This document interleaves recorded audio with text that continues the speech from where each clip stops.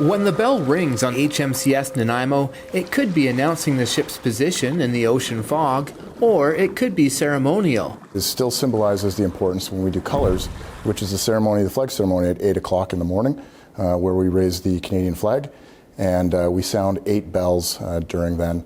It's also used in baptisms, where it actually holds the baptismal water when it's held on board ship.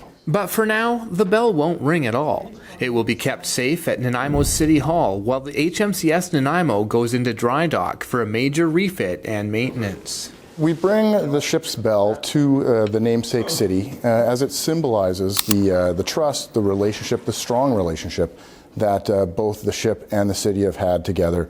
The ship has been well supported by the city and by the mayor throughout its history. The custodianship of this bell, I think, reflects that very important sense of community, the sense of tradition, the consciousness of our history, and the importance of that, and the honor, as Commander Bergen pointed out, that this city was given by having a ship of Her Majesty's Navy named after us.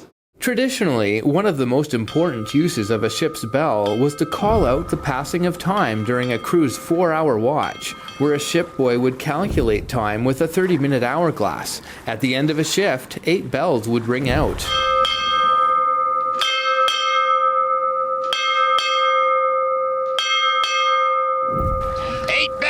And all is well. This ship was built in 1995, it was launched in 1996, and it was commissioned on May 10th, 1997, so it's actually coming up on the 25th anniversary very soon. Since its commissioning, this Kingston-class maritime coastal defense vessel has served the Royal Canadian Navy from Canada's north down to the Galapagos Islands, but a lot of its service has been close to home in the Salish Sea.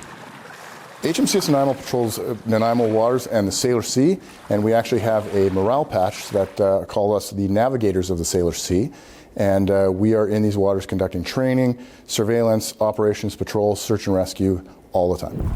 HMCS Nanaimo over the past few years has been involved in a number of domestic and international operations. It started really with Operation Podium. So with the Vancouver 2010 Olympics, it marked the first large operation the ship was ever involved in. The ship was perfect for providing surveillance and a ready secured response for the 2010 Olympics in Vancouver. Following that, there were another domestic operation, Operation Nanook. So this domestic mission was the Royal Canadian Navy's contribution to the defense, the surveillance, and the security of Canada's northern regions. The other we've been recently involved in is Operation Creep, which is Canada's contribution to the US-led counter-narcotics mission down in Eastern Pacific region, where HMCS Nanaimo, along with our partners, the United States Coast Guard, we've been very successful, and we've interdicted and seized over 2,000 kilograms of cocaine. The HMCS Nanaimo is expected to return to the water in 2022, and its crew will then go through trials and readiness training before returning to active service. Until then, the bell will rest securely, vaulted away here at home.